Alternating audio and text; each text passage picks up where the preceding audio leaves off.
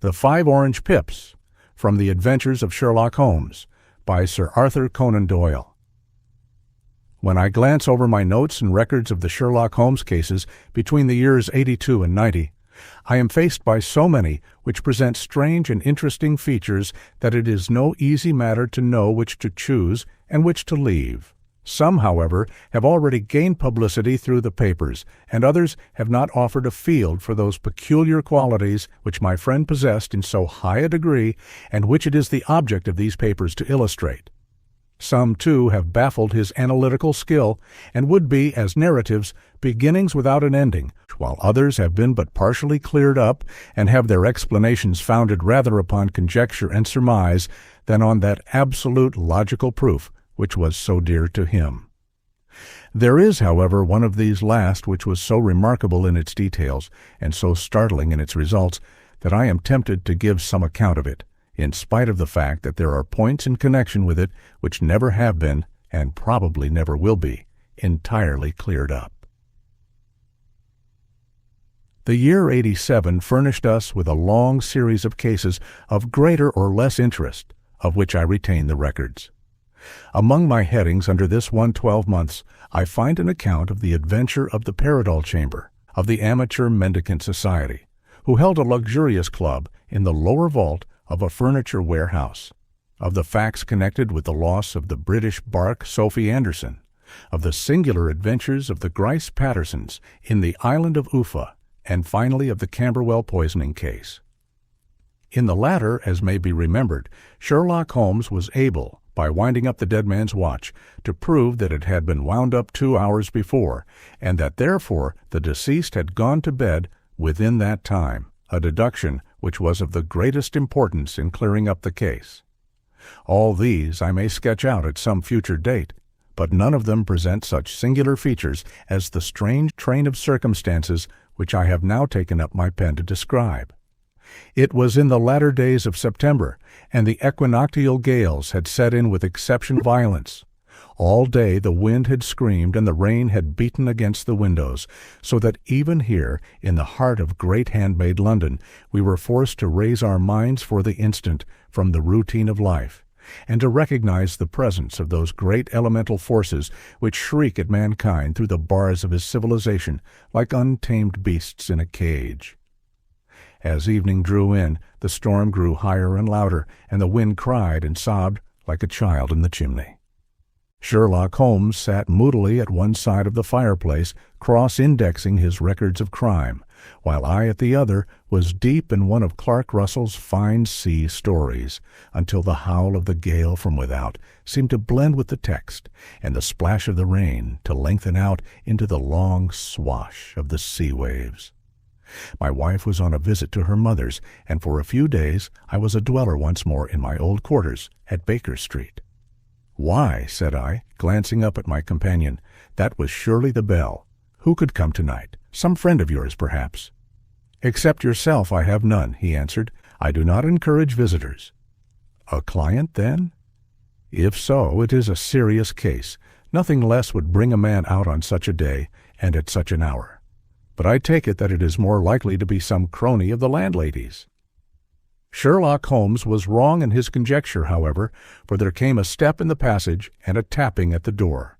He stretched out his long arm to turn the lamp away from himself and towards the vacant chair upon which a newcomer must sit. "Come in," said he. The man who entered was young, some 22 at the outside, well-groomed and trimly clad, with something of refinement and delicacy in his bearing. The streaming umbrella which he held in his hand, and his long, shining waterproof told of the fierce weather through which he had come. He looked about him anxiously in the glare of the lamp, and I could see that his face was pale and his eyes heavy, like those of a man who is weighed down with some great anxiety. "I owe you an apology," he said, raising his golden pince-nez to his eyes. "I trust that I am not intruding. I fear that I have brought some traces of the storm and rain into your snug chamber." "Give me your coat and umbrella," said Holmes. "They may rest here on the hook, and will be dry presently. You have come up from the southwest, I see." "Yes, from Horsham." That clay and chalk mixture which I see upon your toe caps is quite distinctive. I have come for advice. That is easily got. And help. That is not always so easy. I have heard of you, Mr. Holmes. I heard from Major Prendergast how you saved him in the Tankerville Club scandal. Ah, of course, he was wrongfully accused of cheating at cards. He said that you could solve anything. He said too much. That you are never beaten. I have been beaten 4 times, 3 times by men, and once by a woman. But what is that compared with the number of your successes? It is true that I have been generally successful. Then you may be so with me.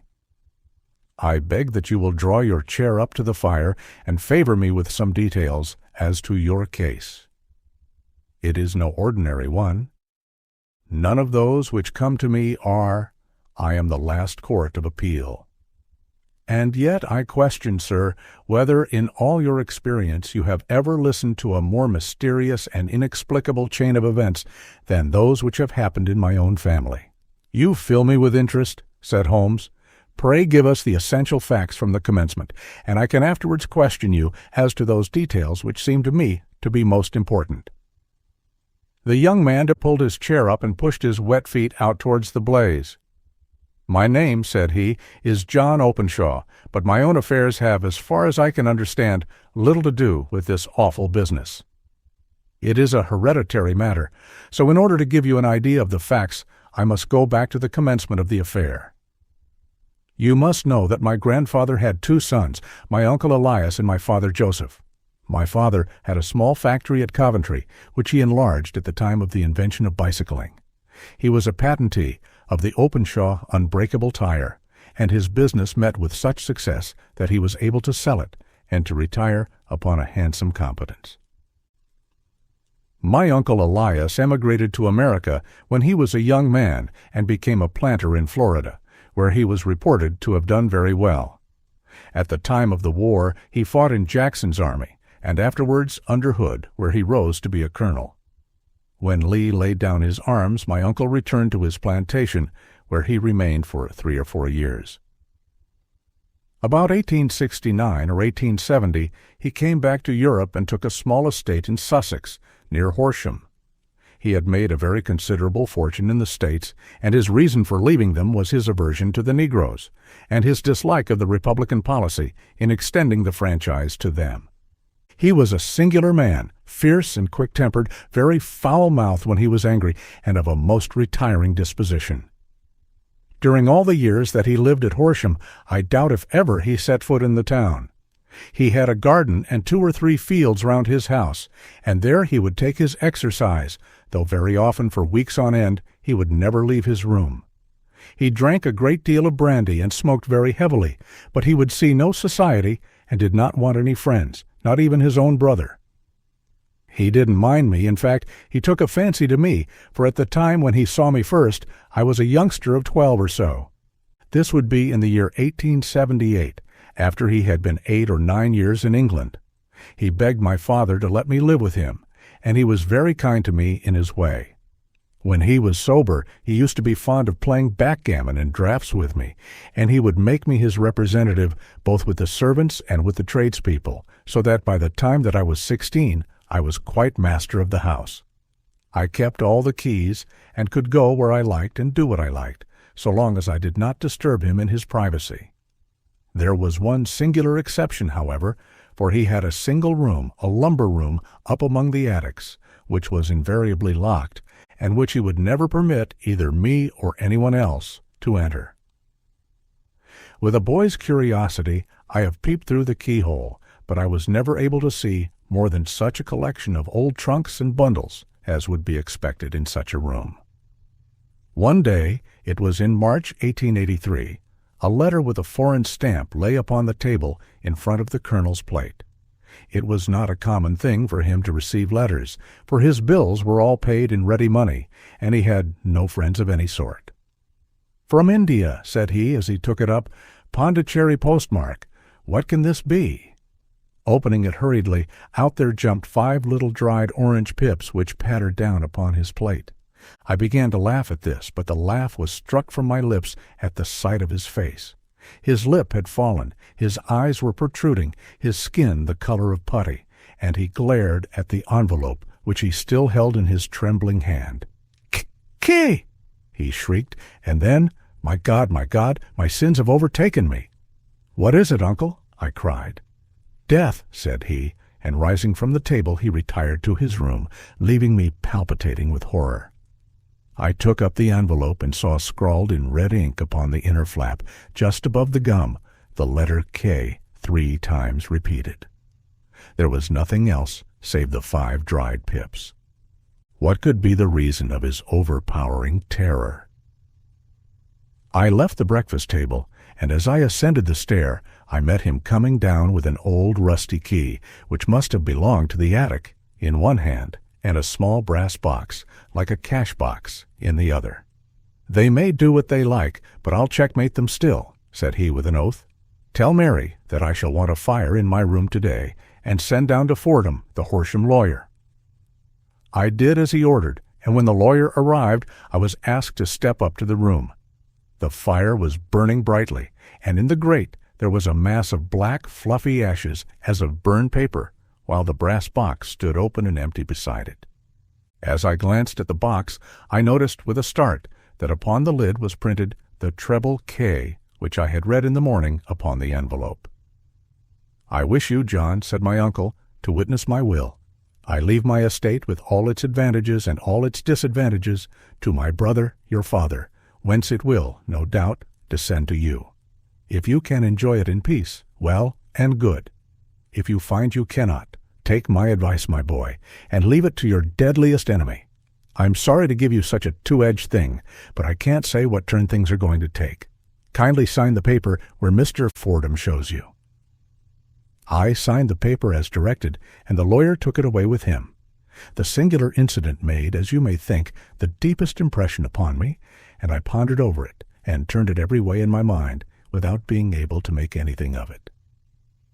Yet I could not shake off the vague feeling of dread which it left behind, though the sensation grew less keen as the weeks passed, and nothing happened to disturb the usual routine of our lives. I could see a change in my uncle, however. He drank more than ever, and he was less inclined for any sort of society.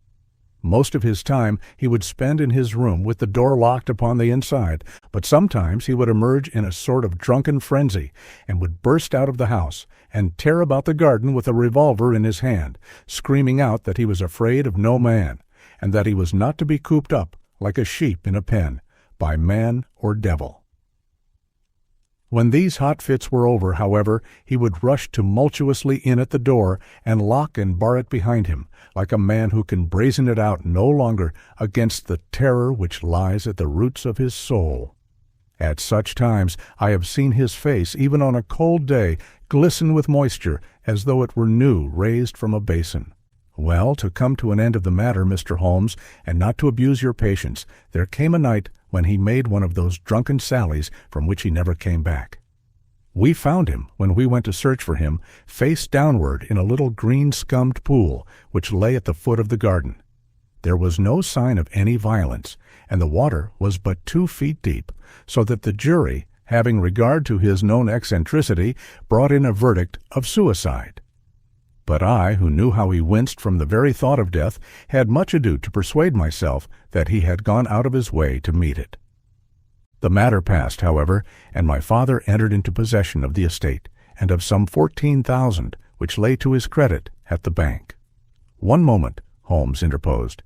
"Your statement is, I foresee, one of the most remarkable to which I have ever listened. Let me have the date of the reception by your uncle of the letter, and the date of his supposed suicide." The letter arrived on March 10th, 1883. His death was 7 weeks later, upon the night of May 2nd. "Thank you. Pray proceed." When my father took over the Horsham property, he, at my request, made a careful examination of the attic, which had been always locked up. We found the brass box there, although its contents had been destroyed. On the inside of the cover was a paper label with the initials of KKK repeated upon it, and letters, memoranda, receipts, and a register written beneath. These, we presume, indicated the nature of the papers which had been destroyed by Colonel Openshaw. For the rest, there was nothing of much importance in the attic, save a great many scattered papers and notebooks bearing upon my uncle's life in America. Some of them were of the wartime, and showed that he had done his duty well, and had borne the repute of a brave soldier. Others were of a date during the reconstruction of the Southern states, and were mostly concerned with politics, for he had evidently taken a strong part in opposing the carpetbag politicians who had been sent down from the North. Well, it was the beginning of '84 when my father came to live at Horsham, and all went as well as possible with us until the January of '85. On the 4th day after the New Year, I heard my father give a sharp cry of surprise as we sat together at the breakfast table. There he was, sitting with a newly opened envelope in one hand and 5 dried orange pips in the outstretched palm of the other one. He had always laughed at what he called my cock and bull story about the colonel, but he looked very scared and puzzled now that the same thing had come upon himself. "Why, what on earth does this mean, John?" he stammered. My heart had turned to lead. "It is KKK," said I. He looked inside the envelope. "So it is," he cried. "Here are the very letters. But what is this written above them?" "Put the papers on the sundial," I read, peeping over his shoulder. "What papers? What sundial?" he asked. "The sundial in the garden. There is no other," said I, "but the papers must be those that are destroyed." "Pooh," said he, gripping hard at his courage. "We are in a civilized land here, and we can't have tomfoolery of this kind. Where does the thing come from?" "From Dundee," I answered, glancing at the postmark. "Some preposterous practical joke," said he. "What have I to do with sundials and papers? I shall take no notice of such nonsense." "I should certainly speak to the police," I said, "and be laughed at for my pains. Nothing of the sort." "Then let me do so?" "No, I forbid you. I won't have a fuss made about such nonsense." It was in vain to argue with him, for he was a very obstinate man. I went about, however, with a heart which was full of forebodings. On the 3rd day after the coming of the letter, my father went from home to visit an old friend of his, Major Freebody, who is in command of one of the forts upon Portsdown Hill. I was glad that he should go, for it seemed to me that he was farther from danger when he was away from home. In that, however, I was in error. Upon the 2nd day of his absence, I received a telegram from the Major, imploring me to come at once. My father had fallen over one of the deep chalk pits which abound in the neighborhood, and was lying senseless with a shattered skull. I hurried to him, but he passed away without having ever recovered his consciousness.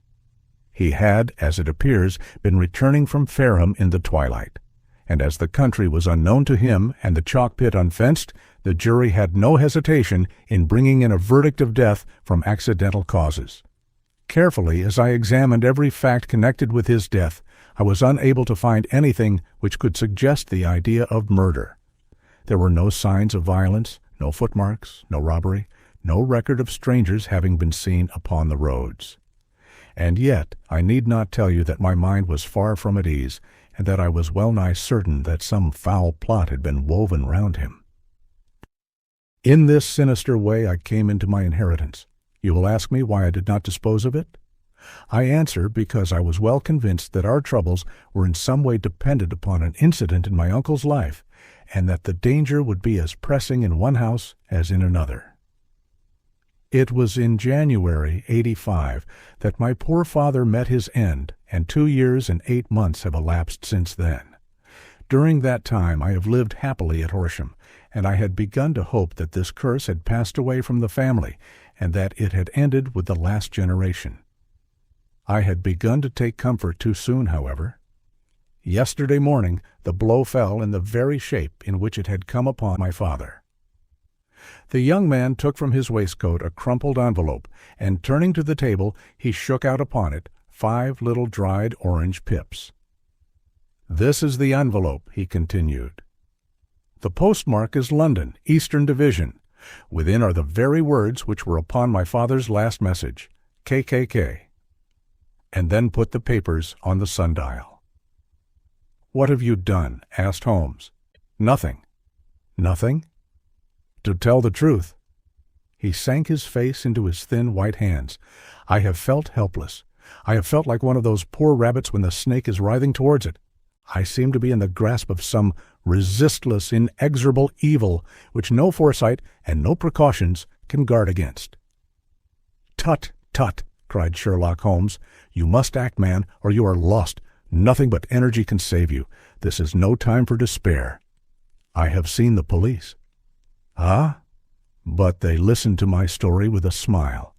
I am convinced that the inspector has formed the opinion that the letters are all practical jokes and that the deaths of my relations were really accidents, as the jury stated, and were not to be connected with the warnings. Holmes shook his clenched hands in the air. "Incredible imbecility!" he cried. "They have, however, allowed me a policeman who may remain in the house with me." "Has he come with you tonight?" "No.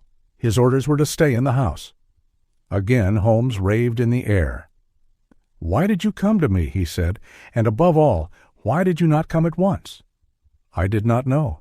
It was only today that I spoke to Major Prendergast about my troubles and was advised by him to come to you. It is really 2 days since you had the letter. We should have acted before this. You have no further evidence, I suppose, than that which you have placed before us. No suggestive detail which might help us." "There is one thing," said John Openshaw. He rummaged in his coat pocket, and, drawing out a piece of discolored, blue-tinted paper, he laid it out upon the table. "I have some remembrance," said he, "that on the day when my uncle burned the papers I observed that the small, unburned margins which lay amid the ashes were of this particular color. I found this single sheet upon the floor of his room, and I am inclined to think that it may be one of the papers which has perhaps fluttered out from among the others, and in that way has escaped destruction. Beyond the mention of PIPS, I do not see that it helps us much. I think myself that it is a page from some private diary. The writing is undoubtedly my uncle's."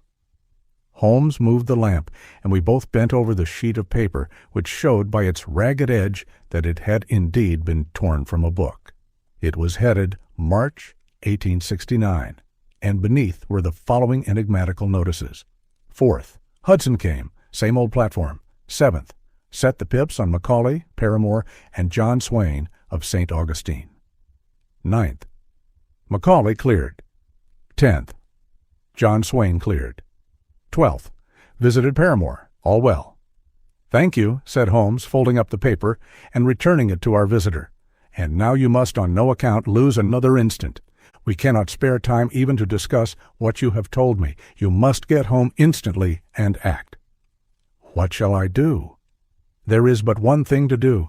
It must be done at once. You must put this piece of paper which you have shown us into the brass box which you have described. You must also put in a note to say that all the other papers were burned by your uncle, and that this is the only one which remains. You must assert that in such words as will carry conviction with them. Having done this, you must at once put the box out upon the sundial, as directed. Do you understand?" "Entirely. Do not think of revenge or anything of the sort at present. I think that we may gain that by means of the law, but we have our web to weave, while theirs is already woven. The first consideration is to remove the pressing danger which threatens you. The second is to clear up the mystery, and to punish the guilty parties." "I thank you," said the young man, rising and pulling on his overcoat. "You have given me fresh life and hope. I shall certainly do as you advise." "Do not lose an instant. And above all, take care of yourself in the meanwhile, for I do not think that there can be a doubt that you are threatened by a very real and imminent danger. How do you go back?" "By train from Waterloo." "It is not yet 9. The streets will be crowded, so I trust that you may be in safety. And yet you cannot guard yourself too closely." "I am armed." "That is well. Tomorrow I shall set to work upon your case." "I shall see you at Horsham, then." "No, your secret lies in London. It is there that I shall seek it." "Then I shall call upon you in a day, or in 2 days, with news as to the box and the papers. I shall take your advice in every particular." He shook hands with us and took his leave. Outside, the wind still screamed and the rain splashed and pattered against the windows. This strange, wild story seemed to have come to us from amid the mad elements, blown in upon us like a sheet of seaweed in a gale, and now to have been reabsorbed by them once more. Sherlock Holmes sat for some time in silence, with his head sunk forward and his eyes bent upon the red glow of the fire. Then he lit his pipe and, leaning back in his chair, he watched the blue smoke rings as they chased each other up to the ceiling. "I think, Watson," he remarked at last, "that of all our cases we have had none more fantastic than this. Save perhaps the sign of 4. Well, yes, save perhaps that. And yet this John Openshaw seems to me to be walking amid even greater perils than did the Sholtos. But have you, I asked, formed any definite conception as to what these perils are?" "There can be no question as to their nature," he answered. "Then what are they? Who is this KKK, and why does he pursue this unhappy family?" Sherlock Holmes closed his eyes and placed his elbows upon the arms of his chair with his fingertips together. "The ideal reasoner," he remarked, "would, when he had once been shown a single fact in all its bearings, deduce from it not only all the chain of events which led up to it, but also all the results which would follow from it. As Cuvier could correctly describe a whole animal by the contemplation of a single bone, so the observer who has thoroughly understood one link in a series of incidents should be able to accurately state all the other ones, both before and after. We have not yet grasped the results which the reason alone can attain to. Problems may be solved in the study which have baffled all those who have sought a solution by the aid of their senses. To carry the art, however, to its highest pitch, it is necessary that the reasoner should be able to utilize all the facts which have come to his knowledge, and this in itself implies, as you will readily see, a possession of all knowledge, which, even in these days of free education and encyclopedias, is a somewhat rare accomplishment. It is not so impossible, however, that a man should possess all knowledge which is likely to be useful to him in his work, and this I have endeavored in my case to do. If I remember rightly, you on one occasion, in the early days of our friendship, defined my limits in a very precise fashion. "Yes," I answered, laughing.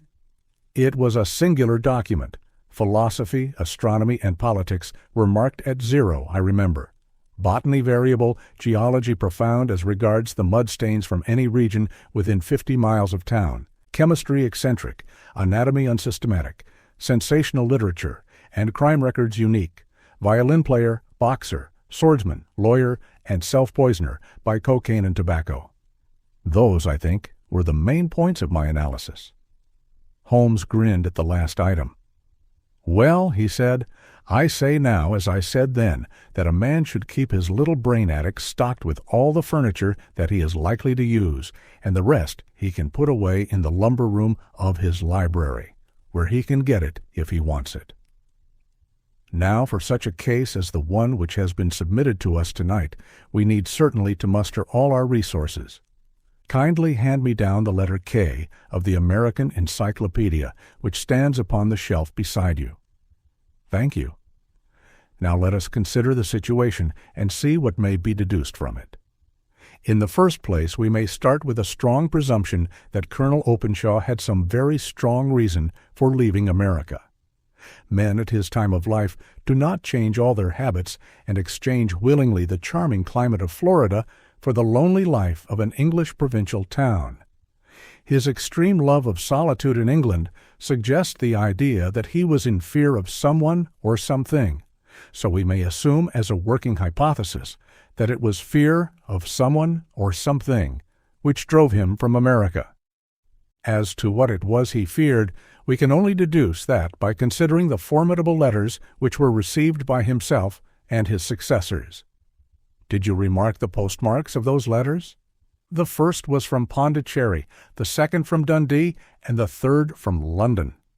From East London. What do you deduce from that? They are all seaports, that the writer was on board of a ship. Excellent. We have already a clue. There can be no doubt that the probability, the strong probability is that the writer was on board of a ship. And now let us consider another point. In the case of Pondicherry, 7 weeks elapsed between the threat and its fulfillment. In Dundee, it was only some 3 or 4 days. Does that suggest anything? A greater distance to travel. But the letter had also a greater distance to come. Then I do not see the point. There is at least a presumption that the vessel in which the man or men are is a sailing ship. It looks as if they always send their singular warning or token before them when starting upon their mission. You see how quickly the deed followed the sign when it came from Dundee. If they had come from Pondicherry in a steamer, they would have arrived almost as soon as their letter. But as a matter of fact, 7 weeks elapsed. I think that those 7 weeks represented the difference between the mail boat which brought the letter and the sailing vessel which brought the writer. It is possible. More than that, it is probable. And now you see the deadly urgency of this new case and why I urged young Openshaw to caution. The blow has always fallen at the end of the time which it would take the senders to travel the distance. But this one comes from London, and therefore we cannot count upon delay. Good God, I cried, what can it mean, this relentless persecution? The papers which Openshaw carried are obviously of vital importance to the person or persons in the sailing ship. I think that it is quite clear that there must be more than one of them. A single man could not have carried out 2 deaths in such a way as to deceive a coroner's jury. There must have been several in it, and they must have been men of resource and determination. Their papers they mean to have, be the holder of them who it may. In this way you see KKK ceases to be the initials of an individual and becomes the badge of a society. But of what society? Have you never, said Sherlock Holmes, bending forward and sinking his voice, have you never heard of the Ku Klux Klan? I never have. Holmes turned over the leaves of the book upon his knee. Here it is, said he presently, Ku Klux Klan, a name derived from the fanciful resemblance to the sound produced by cocking a rifle. This terrible secret society was formed by some ex-Confederate soldiers in the Southern states after the Civil War, and it rapidly formed local branches in different parts of the country, notably in Tennessee, Louisiana, the Carolinas, Georgia, and Florida. Its power was used for political purposes, principally for the terrorizing of the Negro voters and the murdering and driving from the country of those who were opposed to its views. Its outrages were usually preceded by a warning sent to the marked man in some fantastic but generally recognized shape, a sprig of oak leaves in some parts, melon seeds, or orange pips in others. On receiving this, the victim might either openly abjure his former ways or might fly from the country. If he braved the matter out, death would unfailingly come upon him, and usually in some strange and unforeseen manner. So perfect was the organization of the society, and so systematic its methods, that there is hardly a case upon record where any man succeeded in braving it with impunity, or in which any of its outrages were traced home to the perpetrators. For some years the organization flourished in spite of the efforts of the United States government and of the better classes of the community in the South. Eventually, in the year 1869, the movement rather suddenly collapsed, although there have been sporadic outbreaks of the same sort since that date. You will observe, said Holmes, laying down the volume, that the sudden breaking up of the society was coincident with the disappearance of Openshaw from America with their papers. It may well have been cause and effect. It is no wonder that he and his family have some of the more implacable spirits upon their track. You can understand that this register and diary may implicate some of the first men in the South, and that there may be many who will not sleep easy at night until it is recovered. Then the page we have seen is such as we might expect. It ran, if I remember right, sent the pips to A, B, and C, that is, sent the society's warning to them. Then there are successive entries that A and B cleared or left the country, and finally that C was visited, with, I fear, a sinister result for C. Well, I think, Doctor, that we may let some light into this dark place, and I believe that the only chance young Openshaw has in the meantime is to do what I have told him.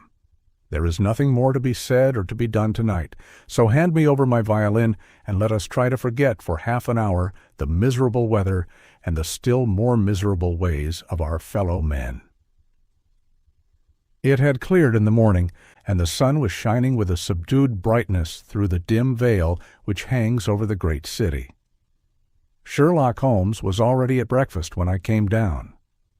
"You will excuse me for not waiting for you," said he. "I have, I foresee, a very busy day before me in looking into this case of young Openshaw's." "What steps will you take?" I asked. "It will very much depend upon the results of my first inquiries.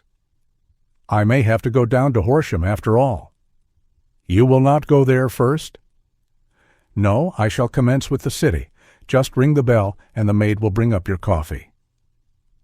As I waited, I lifted the unopened newspaper from the table and glanced my eye over it.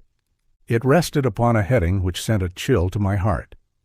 "Holmes," I cried, "you are too late."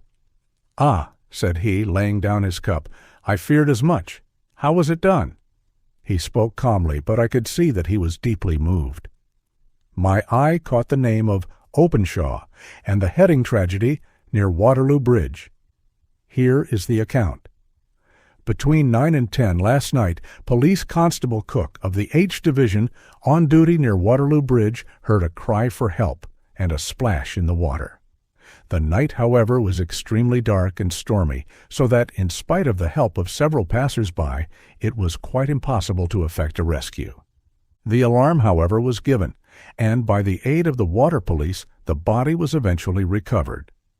It proved to be that of a young gentleman whose name, as it appears from an envelope which was found in his pocket, was John Openshaw, and whose residence is near Horsham.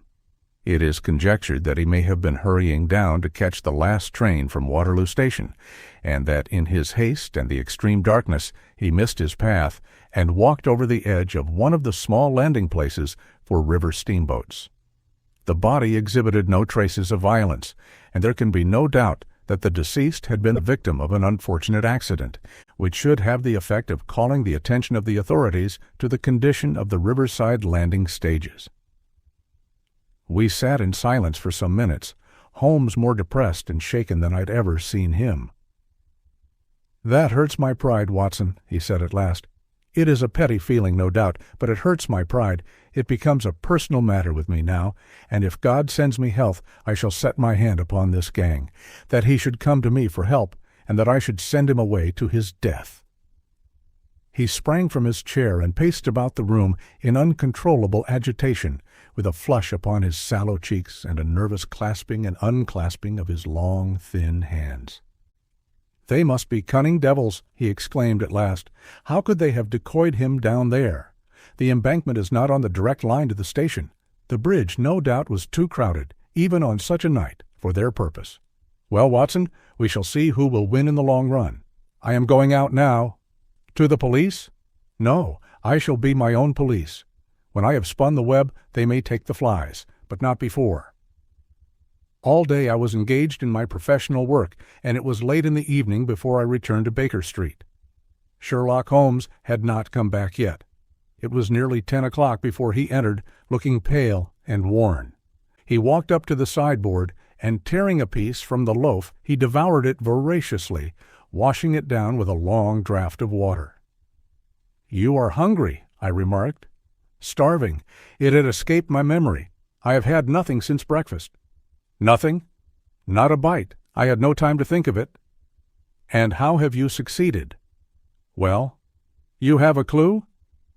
"I have them in the hollow of my hand. Young Openshaw shall not long remain unavenged. Why, Watson, let us put their own devilish trademark upon them. It is well thought of." "What do you mean?" He took an orange from the cupboard, and tearing it to pieces, he squeezed out the pips upon the table. Of these he took 5 and thrust them into an envelope.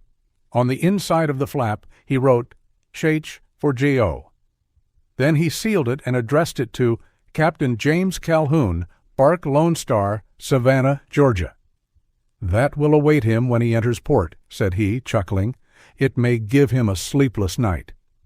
He will find it as sure a precursor of his fate as Openshaw did before him." "And who is this Captain Calhoun?" "The leader of the gang.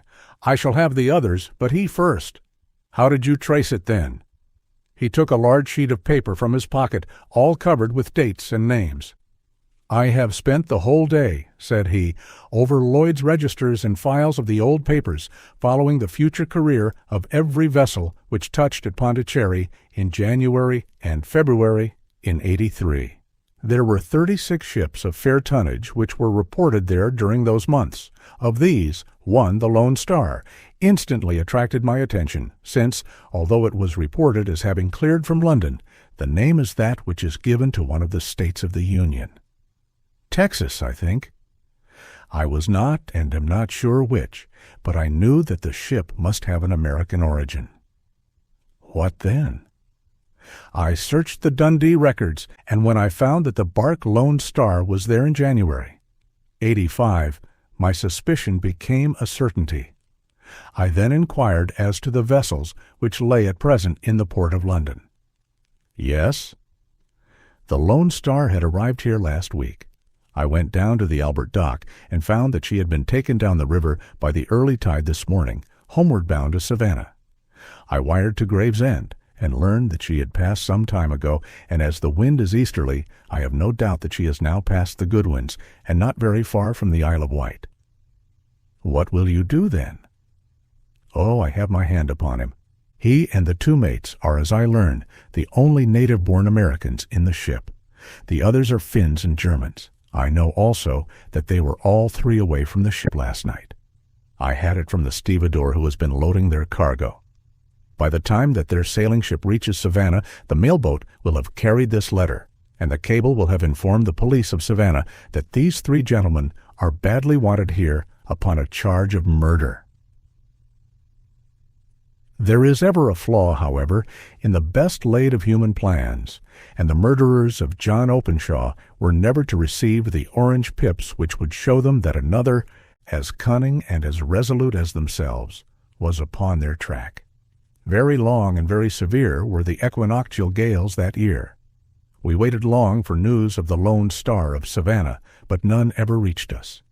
We did at last hear that somewhere far out in the Atlantic a shattered stern-post of a boat was seen swinging in the trough of a wave with the letters L.S. carved upon it, and that is all which we shall ever know of the fate of the Lone Star. The end of the story. Like, comment and subscribe to support the channel.